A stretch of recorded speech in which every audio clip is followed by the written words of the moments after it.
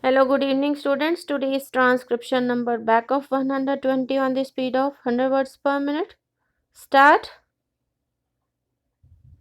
We know, sir, that both in the countryside, in the rural areas, as well as in the urban areas, there is not only unemployment but there is also underemployment on a very large scale, which is one of the main causes of our poverty. And if the plan succeeds in enlarging these opportunities of employment, it will have attained a very great object. Then, sir, another object and the principle is to promote enterprise among the different classes.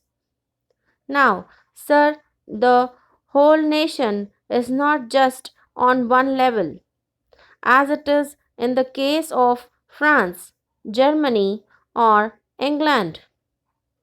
We are, if I may say so, a sort of multinational people. All sorts of communities are there. We have got the backward areas, we have got the scheduled tribes, we have got the scheduled castes, and certain communities have got an advantage over other communities, maybe for any reason or maybe due to the British period. There is, for instance, the Parsi community or the Marwari community, whereas there are large sections of the people who have got no hand in the industries at all, who merely live on agriculture and are therefore on a very poor level. Therefore, our aim is to plan investments in such a way as would lead to the promotion of industrial enterprises among the disadvantaged classes so that every section of the community, every caste in the community may have an equal opportunity for all the good things of life, because merely calculating that our per capita income will be so much, uh, or our national income will be so much will not solve our problems.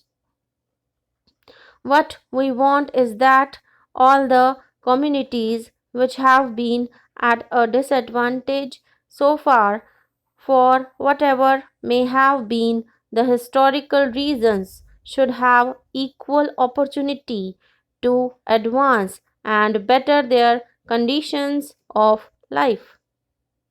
Then all the jealousies between region and region, between class and class, and between caste and caste will go, and then we shall begin to feel that this commonwealth is a cooperative commonwealth in which all have a share, an equal share in these opportunities. Then the object is that we must industrialize the country as quickly as possible with a great emphasis on heavy industries.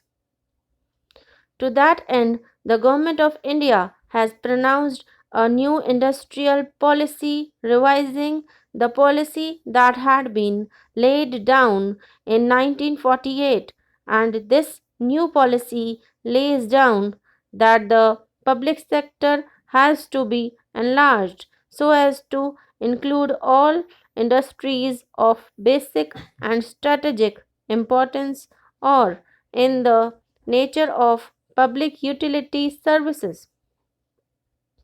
This is all very nice. They have given schedules more or less on the lines of the schedules attached to the Indian Constitution.